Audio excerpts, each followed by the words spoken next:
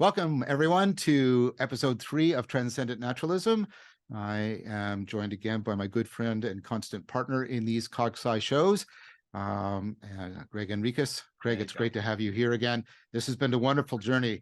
We sort of tag teamed. I laid out a structural argument in the first episode, and then you filled it in, and you basically answered the question, but what are the levels, and how are the levels related to each other? And I thought the two fit.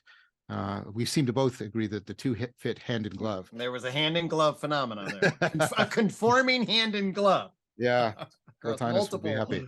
Meta arguments, absolutely. So what we wanted to do was pick up on some threads that were left last time. This will probably be the last one with just Gregg and I, and then we will start moving to the videos that have other people in, other interlocutors, so we can really explicate, challenge, and grow this proposal to make it as viable as possible. But there was 3 threads, and we're going to examine them in this order. The first thread was extended naturalism, which was talked about at length in the first video. And I want to sort of push deep on it because this notion of extended naturalism, if it does overlap well with the Neoplatonic framework, for the Neoplatonists, that extended naturalism gave a profound sense of the sacred.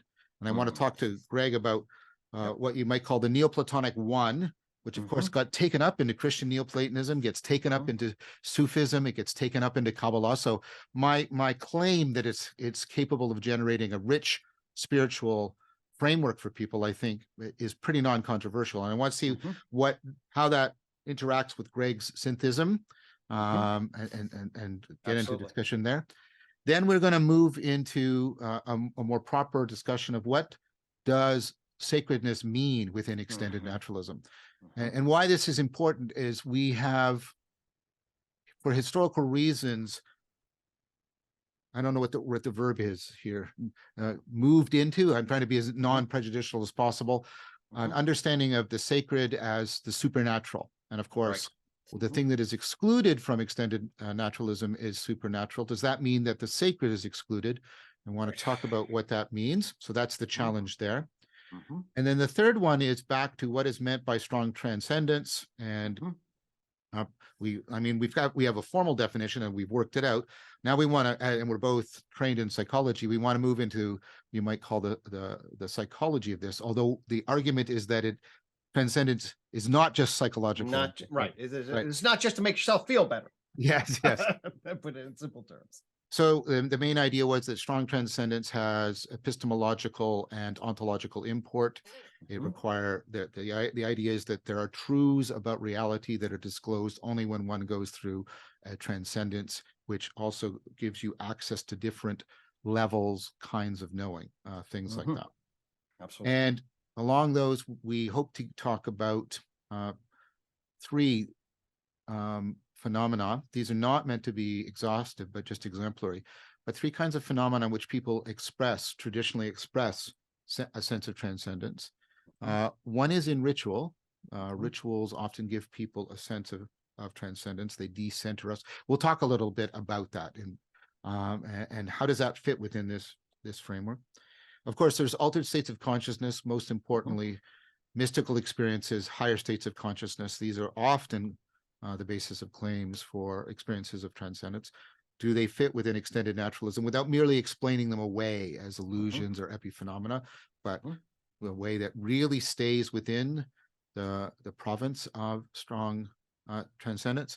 And then last is people express a experience of transcendence of belonging to, a worldview, a more encompassing order. So, this Being is expressed, being homed, and people will make sacrifices for that identity that transcends their own identity.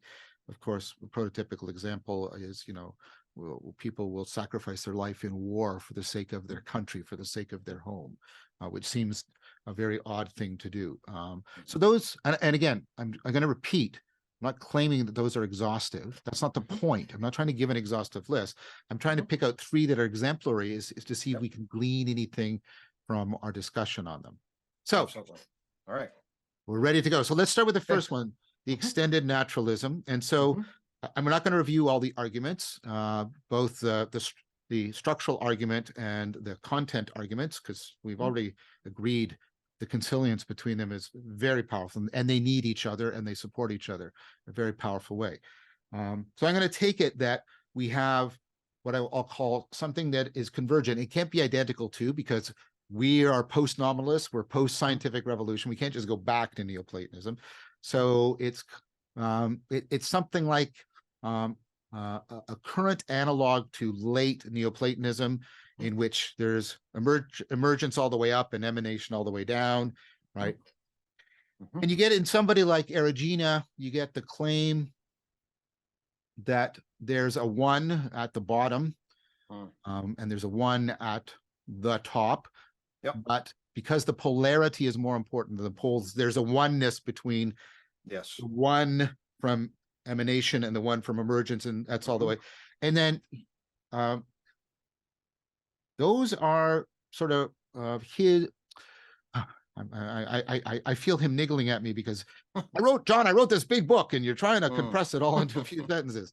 So, but I think it's fair to say that he calls that the oneness between the one of emergence and the one of emanation. He calls that God, because he argues that it has many of the properties of God, especially as found within classical monotheism.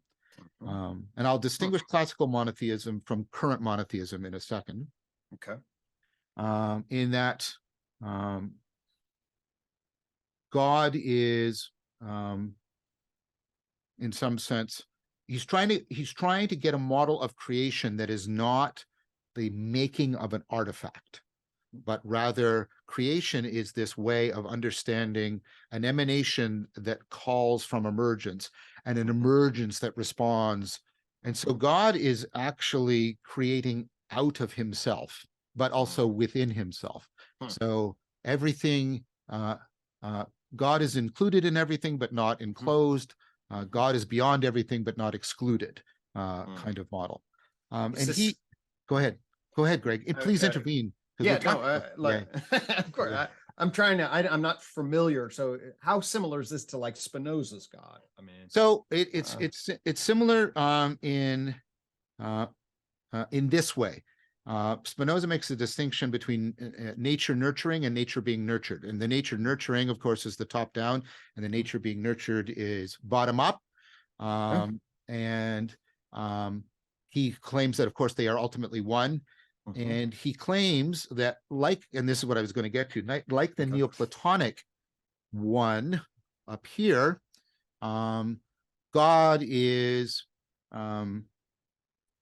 it's substance, but it's not substance in the sense of stuff. It's God is the ultimate reality. So God is in infinite, and like by substance, he means something that exists on its own. He doesn't mean stuff or even an Aristotelian subject. He means something that can be understood and exist on its own, right? So an ultimately real thing, non-thing, because God is infinite with infinite attributes, right? Each attribute is infinite. So God is infinite source of intelligibility. And in that way, he's very similar. And then the bottom up, this is in Spinoza in a really interesting way. And I'm not claiming these two are equally balanced in him. It's one of the things that's right. But Spinoza has this notion of everything has a conatus. Everything is organizing and trying to preserve itself and determining itself. And so this is very much an emergence, right? But that is also from God, right? The modes and the conatus. The thing that might not square with emergence and emanation is he seems to be a very hard line, complete determinist. But then he bends it because he seems to move towards compatibilism. And now we're getting into the intricacies of Spinoza, and perhaps we could put that aside. Yeah. I think it's similar enough. Especially with our limitation on any Neoplatonic framework of not reading the polarity as justifying a two worlds mythology. Spinoza is very, very strong on that, which is what we're both committing to in this argument. Totally. Did that answer your question? Yeah, I think so. I mean, it's certainly there's a fairly high level of abstraction here, but I will say this: there's a line that I am tracking that's very resonant with the basic structure of U-Talk. And what I mean by that is there's the bang knower God relation that I kind of collapsed into wisdom energy. You know, the energy and really energy information source and the organizing intelligibility of that source Yep. is the bottom up, top down polarity in U-Talk. And so that I sort of like that manifested. And I say that as somebody who's not well versed in this background, but then see that very, very parallel on my own journey, like very strongly represented. That's what catches me. And it's like, oh, okay, I think I can track that with a fairly high degree of resonance. Yeah, good. I think that's right. And of course, we do have these two frames. I'm not claiming this is an exact match, but we do have the two frames in physics. We have the bottom up from a kind of primordial oneness that isn't the number one. And yet we also seem to have this tremendous set of top-down constraints that are somehow also one. And so what do you mean the oneness at the quantum? We got this weird entanglement and like it's right. And it somehow resonates with the singularity from which the universe emerged, but there's the differentiation principle is also somehow in there. And so I think the Neoplatonic framework actually, well, the Neoplatonic framework, I think actually can sit very well with this. Right. I mean, you delineated and level up the dialectic between what is reductive physical amount is about the unbelievable generalizability of the world. And when you do that at the substance level, I think you can sort of go down and back into time and you get this sort of energy, information, implicate order or whatever, right? And that's the thing in which everything shares. We see it at quarks. If we just do matter and don't worry about sort of the energy matter, you say, okay, quarks and electrons, the fermions build matter. Okay. And then that's just unbelievably generalizable. But as you pay, generalizability in and of itself is not really intelligibility. That's right. Generalizability in relationship to the capacity for differentiation Yes. held in appropriate dialectic. And so, this is what represented on the coin is there's a one, many, a generalizable differentiation polarity where the poles between the two is going to afford intelligibility. And it's the right relationship of that, the right ratio of that, that is fundamentally key. Right. That was well said. Very eloquent. So let's say that we've made this at least initially plausible. It fits well with the argument. It fits well. It's not sort of antithetical to science. It's at least adjacent to it in really resonant and powerful ways. And so here's where we can drop the first penny. Right? Is that when you look at a lot of people, and there's even some very good literature on this, in the classical tradition of even the Abrahamic religions, God is identified with that the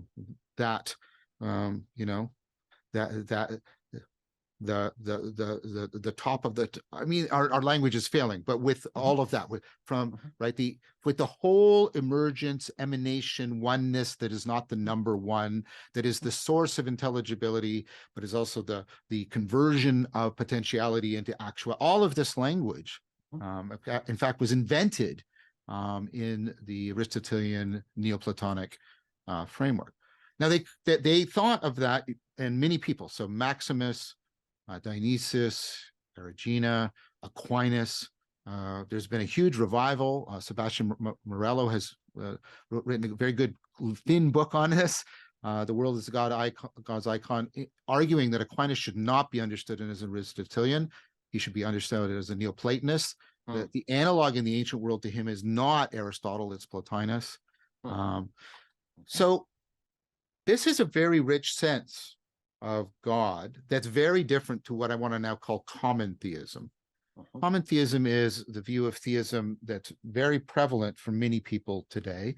And this is the idea of God as the greatest being, the super thing, the greatest agent.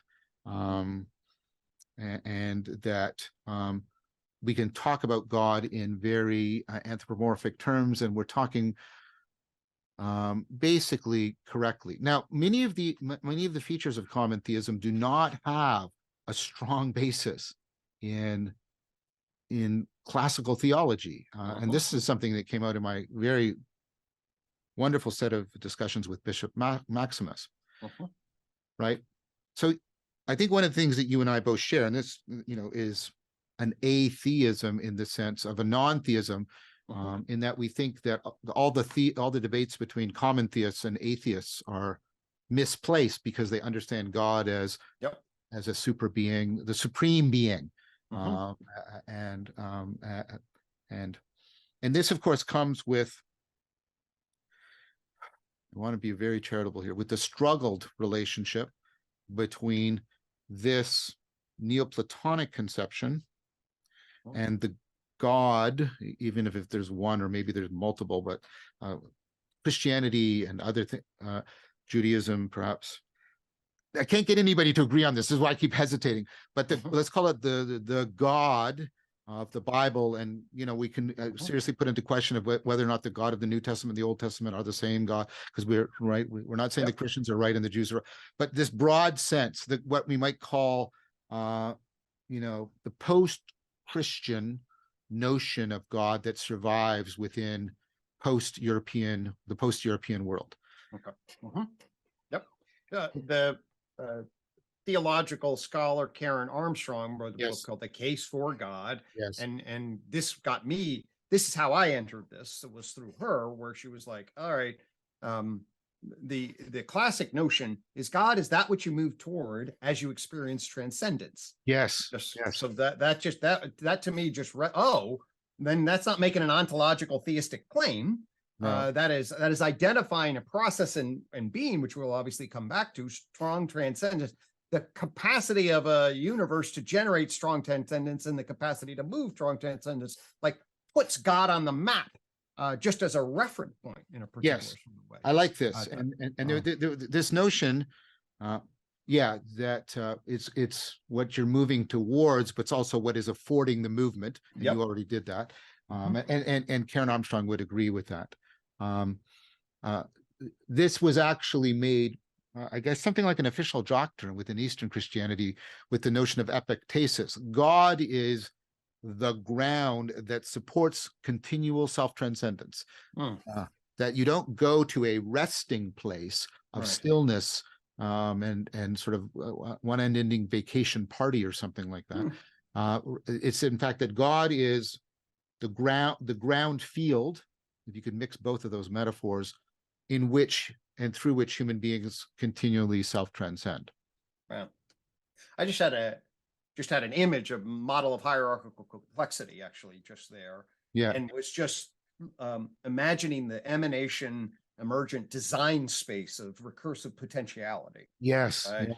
And then that generative awakening capacity, in the universe as it seeks its variation, selection, attention to create increasingly big loops of epistemic ontic relation, thinking being relation, right? I think that's great. Yes, that's certainly what I am. The radius of that, actually, Michael Levin now talks about cognitive light cones. The radius of that epistemic in terms of its potentiality. When I look up to the elephant sun god, that radius then is an imagined eternal radius of possibility and relation. That to pull an epistemic form on the ontic that would afford that thinking being relation to be, as realizable as possible. Right. Okay.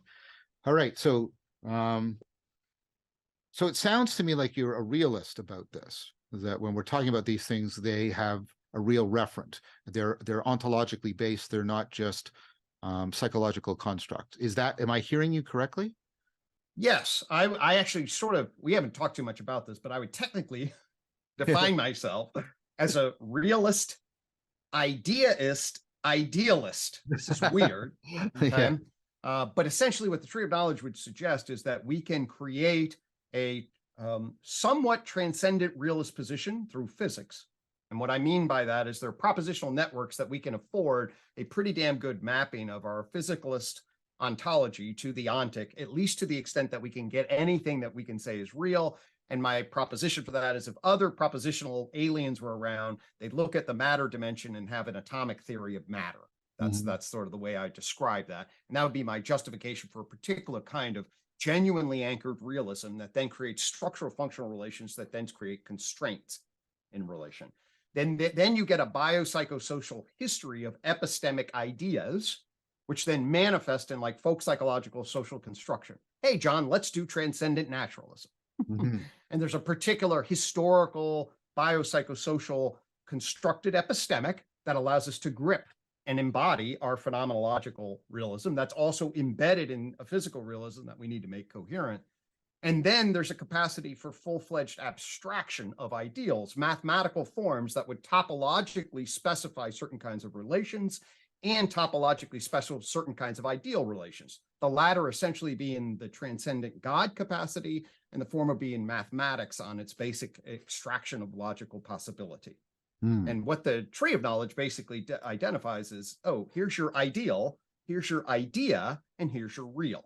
And it affords an actual coherent relation, I would argue, between a real idea idealism that is actually aligned, and you don't have to then really choose. So it's not idealism or realism.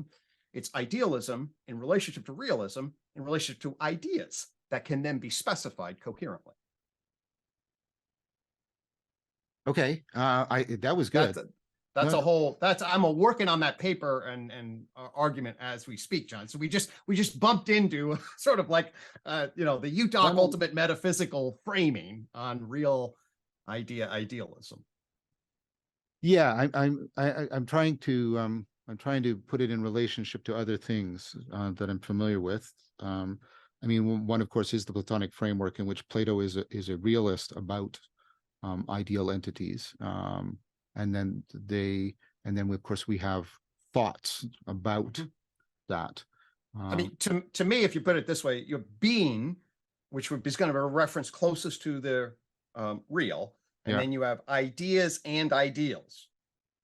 Okay, and it's finding the right relation, and I think I think UTOC can map the specified relationship between those. So at the very least, if you combine idea and ideals in a particular way, you get thinking being conformity. So, and I'm differentiating ideas from ideals from an angle that I'm afforded in relationship to what UTOC gives me. So let me try. I'm trying to then to map. I'm in a weird position here, so I'm feeling a little bit epistemically queasy about it. But I'm trying to take on the role of people who will potentially interact with this. I'm trying to map what is usually talked about both in the common and the classical theism, where the classical is this one-ing polarity. And it seems to me that the Neoplatonists are talking about something that is at the level of being. They're talking about the ground, right, of being, and both the bottom ground and the top ground. So when they're doing that, are they doing something analogous to what science is doing, in that they are pointing to aspects of reality, but that perhaps can only be disclosed from certain states of cognition and consciousness, or something like that? I would say so. I mean, what I would say in relationship to this is you have, again, there's the substantial no thingness that's going to take the real actual potential, and I'll just call that energy. So there's that referent, okay? And then we're going to then create the ultimate intelligibility. If that referent is going to explode across a multitude of both differentiation and sameness, then you have an ultimate logical form that's going to create a topology, which many people in mathematics, sort of the ultimate nature of math is sort of a topological relation of logical analytic possibility or relation or whatever. And again, I'm not a mathematical philosopher, but that's a reasonable assertion from set theory to category theory to topology in mathematics.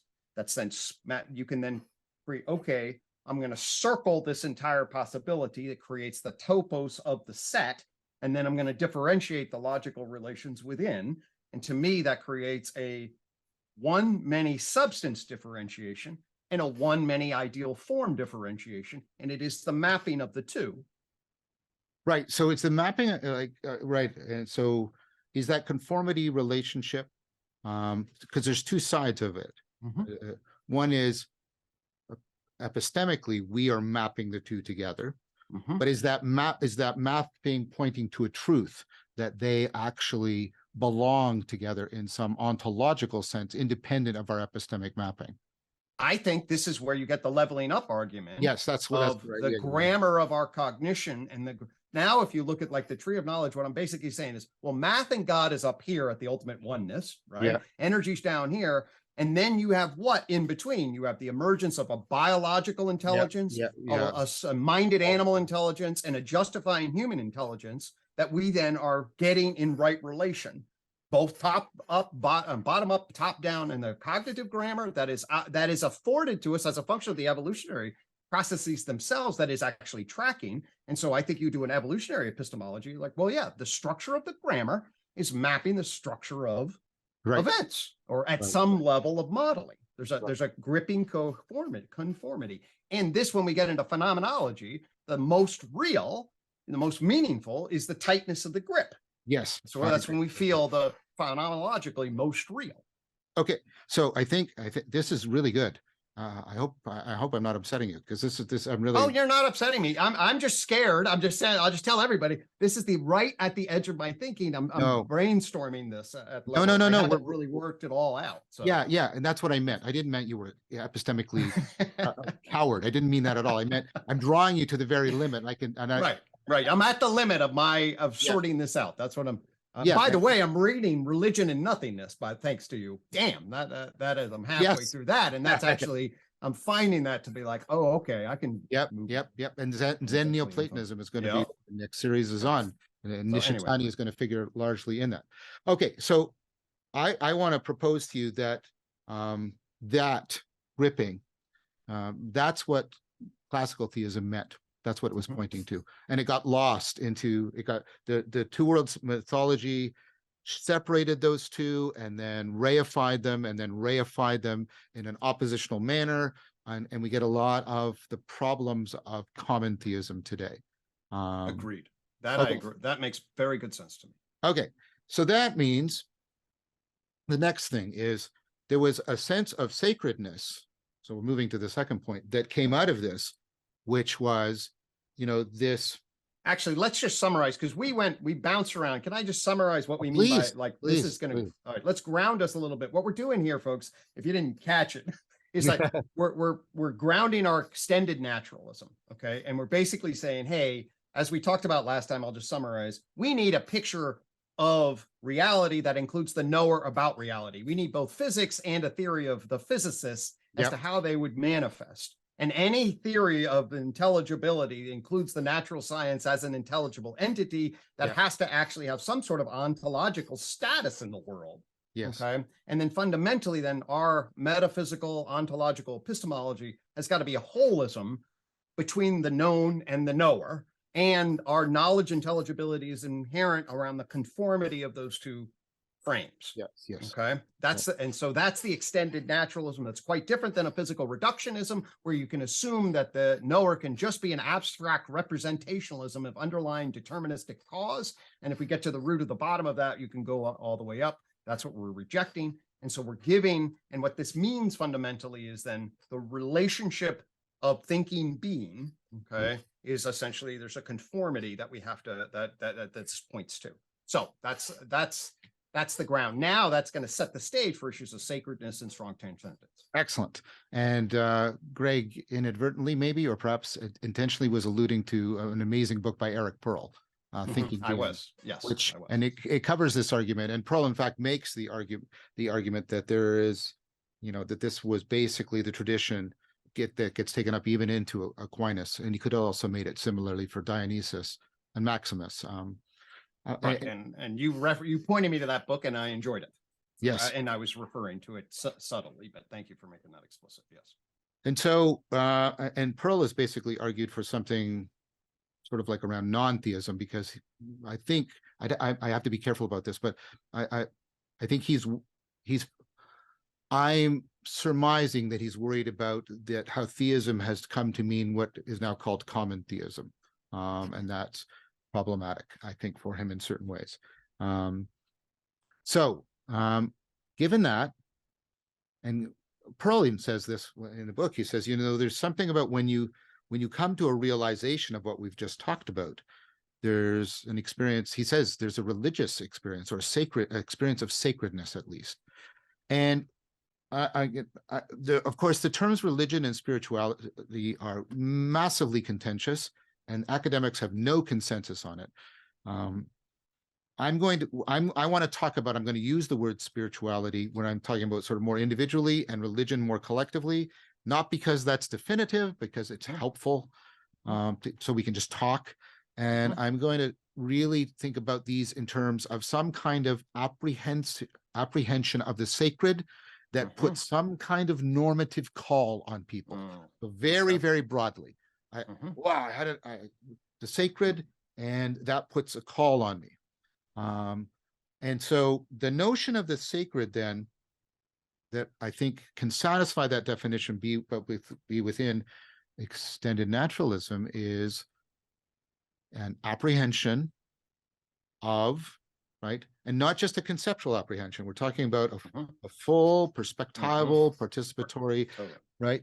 Apprehension of what we've been talking about when we've been talking about this one, for lack of a better term, and that you get a sense of sacredness as an inexhaustible, infinite, and therefore at times paradoxical, right, fount of intelligibility.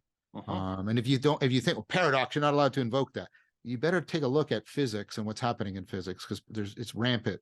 Paradox, complementarity is it's basically telling you accept the paradox. It's both a particle and a wave, but it can't be yes, but it is, right? And et cetera, et cetera. That doesn't mean you're allowed to be indiscriminately paradoxical, but it's like when you push, right? So this experience of the inexhaustible is, I get it, but I don't get it. That's the sort of core paradox, right? It's gripping me. I'm getting a sense of more real, but it's also giving me a sense that I could never actually fully comprehend it. So there's a moreness and a withdrawal. There's a shining in and a withdrawal simultaneously that seems to be at the core. Is this what you talked about in After Socrates, of sort of a learned ignorance? Is this that space? Yes. Okay. Part of the proposal of, well, and that's why I end with Erigena and Cusa, is the way we can properly stance ourselves. I'm turning stance into a verb. The way we can properly stance ourselves to have that apprehension of the sacred is learned ignorance, precisely because it's the state that most allows us to apprehend the one, again, which is an inadequate term, in this way, this inexhaustible, but nevertheless not comprehensible, in the sense of I can't get my cognition to grip it, right? And that, and Nicholas of Cusa, the vision of God, or any of these people, and again, you don't have to, I don't mean to offend anybody, take a look at other traditions. First of all, other Abrahamic traditions, Sufism, the mystical branches of Judaism. You can also see important analogs, not identities, important analogs in Vedanta, in Taoism, in Buddhism, in Zen, etc. Nishitani's religion and nothingness is, it gets very much, and when you're at the very limits of intelligibility, you start to get into these paradoxes of, the essence of fire is not fire because fire can't burn itself, and all these weird things. And the point of those is not to do pseudoscience. The point of those is to show the incapacity of propositional knowing to get this into a complete and consistent formal system, because as we know, there's no such damn thing as a complete and consistent formal system, right? Okay, so the proposal is there can be, and this is why I wanted to push on you, my friend. Because I think there's an experience of sacredness, but I think it's not just projective. I think if we're talking about real conformity, there is something in being that is also conforming in the experience of sacred, so that there it is meaningful. It is not a Kantian thing in itself. Beyond, it is meaningful to talk about the sacred as the being side of the experience of sacredness. That's the point I wanted to make. Does that land as reasonable or plausible for you? Yes, but we got to unpack it. Well, I'm happy to stop and unpack if you wish. Yeah. I mean, so.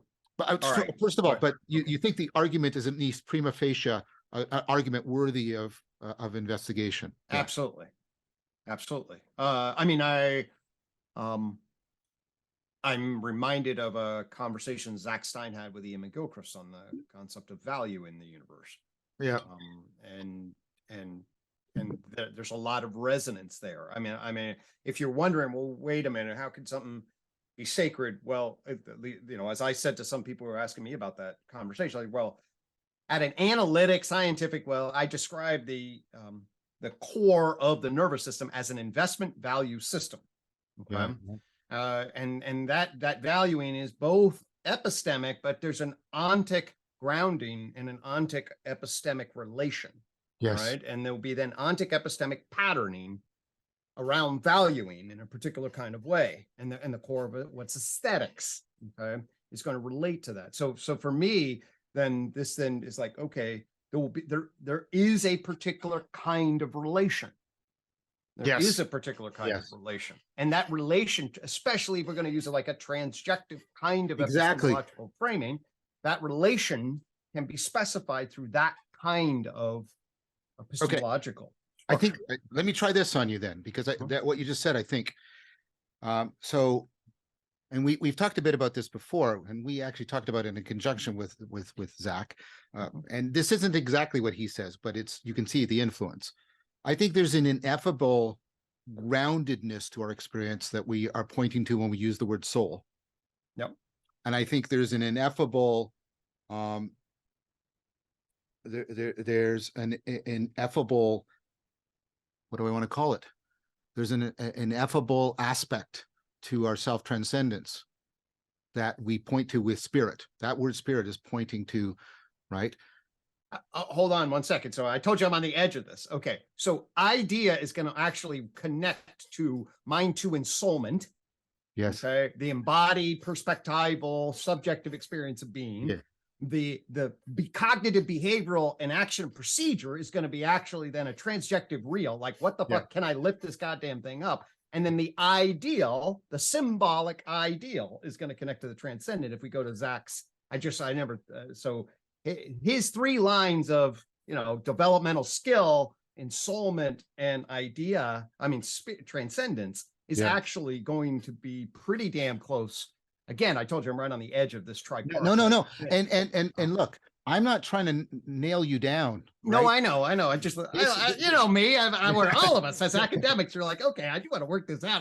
No. In fact, I think it's inappropriate to try and say we've nailed this down. We're really exploring this because the only thing I'm trying to do is to show and I think I'm using this word correctly, the spiritual the richness of the framework that we're working on, right? That it's got a lot here. It's got a lot it can give.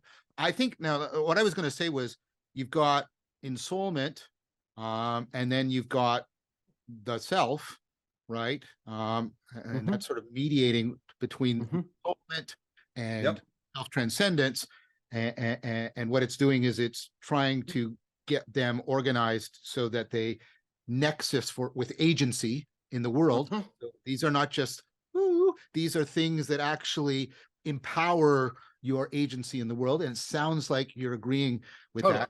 And then what I wanted to say is all of that's the soul, spirit, self side of sacredness, and then there's something, each one of those picks out aspects of the world, or Spinoza's God or nature, that it conforms to, and that's the sacred, right?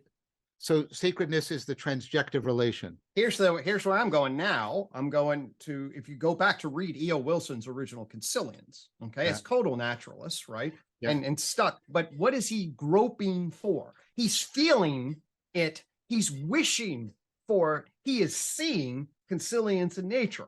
And what is he actually saying? There is a way in which we can unify our epistemological ontological structure in there, and the beauty and the potentiality and the agency and what that would mean for things. Yes. Okay? Moves him in a religio way. Yeah, very much. It finds him, it gets him, this is, oh my God, what else could matter more, Jack? Yes. Yeah. Right? Yeah. What else would have more meaning? And there you go. That guy's completely, obviously, atheistic naturalist, but you can see his soul spirit longing. Yeah. Yeah. Yeah. Right. Okay. Well, that's what I think. I think I've made a good enough case then that this can we can really deeply bring in soul language, self language, and spirit language, and we can do it in a deeply transjective way. And we can say we can point to these, right? This side of the remember, the polarity is what matters, not the pole. But there's this side of the pole is the spirit, self, soul side, and there is corresponding, right, things that are entering into the codetermination, the conformity, just like relevance is transjective and meaning is sacredness is a transjective experience. And there's the spirit, self, soul side, and then there's the emanation, emergence, polarity side, and those two are plugging together. When they plug together in this way, you get sacredness. That's, and you talk language, marrying the coin to the tree at the level of, that's the marriage of that. And then find yourself, that's finding right relationship to then orient toward not that it's, those things are all then woven together in the valuing relevance row structure, but they're then, and that's what the idea is. Oh my God, you marry a ritual of unbelievable sacredness, right? Yeah. In a particular context that affords potentialities across various increasing levels of epistemic ontic realization. Now, if we could take it that there is a possibility that our argument is significantly correct, that there's a real distinction between classical theism, which I will now call non-theism, to broaden it beyond the Abrahamic religions. Right. I think, to me, so I got socialized in theism meant belief in a personal knowable God, which is a pretty reasonable definition. So but what I'm saying is that you and I were both educated that was the only way to think about it. Totally. The classic version is different than the common recent version. Right. And so to not fall into endless confusion, and also to open up the resonances between the classical Abrahamic tradition and the non-Abrahamic traditions, I'm going to talk about a non-theism. But the point I wanted to make is that means there is a chance for at least very deep and, moving towards each other, but also moving beyond where you were, between what we're proposing and the traditional religions. Yes, totally. Yes. Totally. Once if God is moving towards transcendence, if that's a way to summarize, in a sort of a nutshell, and we are basically arguing there's an extended naturalism that's available to us to differentiate the sacred so we can be oriented toward a strong transcendence. Yes. I mean, the parallels there are quite profound. Yes. And I won't get into another argument I've been making popular, which is that we need to get a lot clearer about how we can tap into the spiritual, sapiential, somatic aspects of our spirituality in order to deal with and do it in a much more globally integrative manner if we're going to deal with the looming challenges that are with the advent of AGI. The kairos of the moment is upon us. Yes. So we better let's get ourselves aligned in right relation, because shit's happening. Yes. So Greg, I'm going to propose something here, because we've used up almost all of our time. We've only got about 10 minutes or so, maybe 15. I think we should have a fourth in which we talk about strong transcendence, because I want to go in depth about ritual, altered states of consciousness. Right. and belongingness to a worldview, and just lay that out a little bit more. I'd like to take maybe 5 minutes to foreshadow what I'd like to do with that, get your responses, and then maybe we'll wrap this up. So there'll be a fourth of just you and I, and then we'll start with everybody else. That sounds good. I'll drop another concept before you do that, that I'm playing with. Okay. Okay, please. And this may relate to the sacred and in this context. Okay. I stumbled on a interesting polarity, what I call inconsequential versus consequential history. Okay? Yes. Yeah. Where inconsequential history, basically, what's the radius? You talked about epiphenomenal, and it's not really a phenomenal, but there are definitely different radius of causal impact. So if it exists, it will have a causal impact, but different things will have the amount of causal impact across time. So the feedback loop where we get a cell that can replicate and explode into the possibility space of life has causal impact that is, that's got consequential history. Okay. So then the issue is like, okay, what are the moments and why that give rise to consequential history? Okay. These consequential history moments then are going to, because of by definition, the impact they carry, when we get pulled towards certain kinds of sacredness, there's going to be something in relationship to consequential versus inconsequential. It's going to pull our attention. Okay. Both in terms of awe and horror, by the way. Yes. So consequential can be disastrous. All right. Yeah. But what are the consequential histories that move towards a conforming awakening of the ontic epistemic that affords that growth in awareness, agency, et cetera, et cetera? There'll be the certain kind. And so that's what I will throw in there, basically like, are the things that are sacred the things that afford this kind of emanation, emergent process, are the consequential events? I think that's very good. That's really good. That's juicy good. There's a potential convergence. So maybe we could talk a little bit about it next time, but I forget the theorist. I'll make sure I get the name. Jim Rutt had just passed the name on to me. Well, he is talking about meaning in terms of consequential decisions of consequence. Now, of course, there's the philosopher in me immediately leaps out and says, well, there's a problem with that. Is it purely quantitative? Because everything has sort of infinite rippling effects throughout the universe. And if you say, no, a consequential decision is one that has consequential effects, and consequential means important or relevant, then you haven't really said much other than meaning is about relevance, which maybe what I did like about the proposal, and then I'll come back to say what I think can be, how can my criticism can be responded to, is it brings in decision into meaning that has largely been not there in things like purpose and coherence and mattering, right? But the existentialists, Kierkegaard, of course, pivotal among them, and you may know our friend Christopher Mastropietro and I have been having some very powerful discussions about this. Kierkegaard has emphasized the importance of the act of decision for meaningfulness. And so I think there's something right about this, bringing in this decisive dimension. And I was trying to get at how could we get a non-circular account of consequential decisions that could feed back into an understanding of, maybe a missing dimension in meaningfulness. And so this is right off the top of my head too. And so I'm not saying we can resolve this now, but maybe there's something about consequential there. I mean, I think it has also to do with your juncture points. I think some consequential decisions are consequential because they actually impact causally. They're causally relevant to our survival, right? And that's why they're meaningful, because those decisions. Then, of course, there's ones that are consequential to our development of mindedness. And then there are ones that are consequential to our ongoing development of our personhood. Absolutely.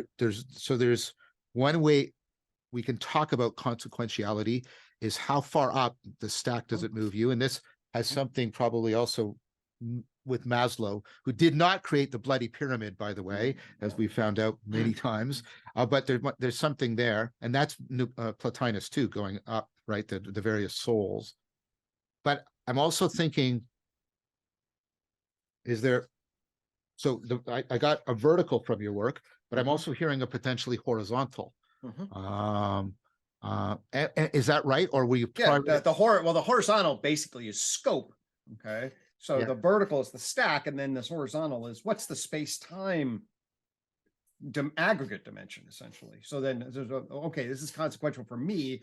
Okay, so you get a cancer cell in you, and then how much does that spread across? And then it is spread in you, and then if they're well, okay, you die. Well, all right, but if that cancer cell came from Hiroshima, and Hiroshima, well, then the consequence of that across aggregate. So I would say, to me, immediately, if I were to say, okay, well, what's the horizontal? Well, the horizontal is what is the scope, the aggregate scope of the impact across. Okay, so there's living minded. Okay. Good. So it's both, right?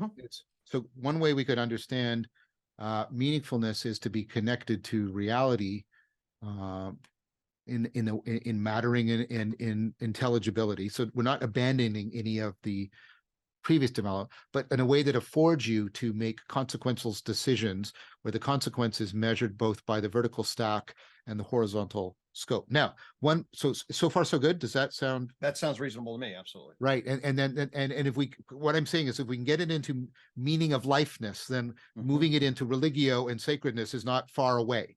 Right. Nope. Right. So the one thing about the scope is, we don't have to solve this, but so everything has actually an indeterminately large number of causal effects, right?